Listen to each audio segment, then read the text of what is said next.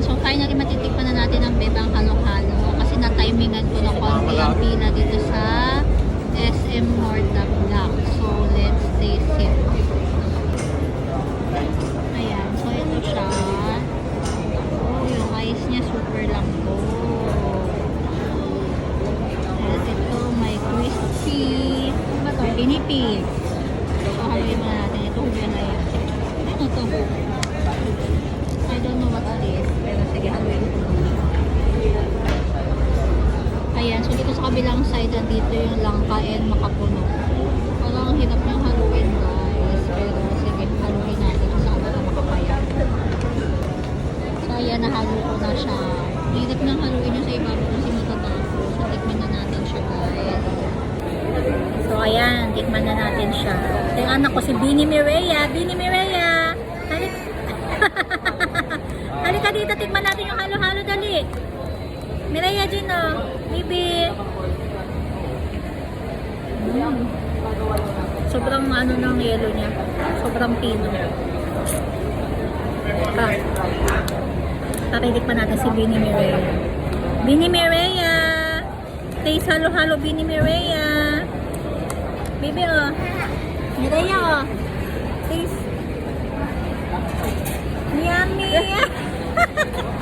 Nilamig siya kasi malamig siya. Masarap naman po, anak eh. Ayaw niya. Ayaw niya. Ayaw niya. Pero masarap siya. Actually, natikman ko pa lang yung shaved ice. Pero huwag mo takpan. Tatakpan niya na. Ano? Ay, baby! Bakmo na ako. Doon na muna. Umikat na. Ay, Mireya Jean. Ikaw, Bini Mireya. Doon ka muna. Mamaya natatakpan kakain si mama. Kakain si mama. Ayan.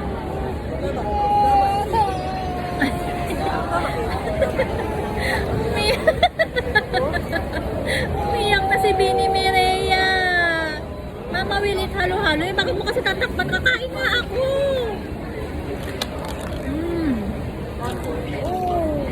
Yummy. Sarap. Ito sa'yo ang pinipig, oh. Maharap sa pinipig. Ah. Sarap. Pinipig. Ayaw niya. Ayaw niya. Ayaw niya kasi once natikman niya na hindi niya hindi niya nakukulitin talaga. So far, sarap siya. Hindi ko pa nakakain yung ilalim na toppings. Mamaya, nasa gitna na ako. Babalikan ko kayo. So, ayan, nahalo ko na siyang mabuti. Sobrang sarap niya. Sarap din ang mga toppings niya.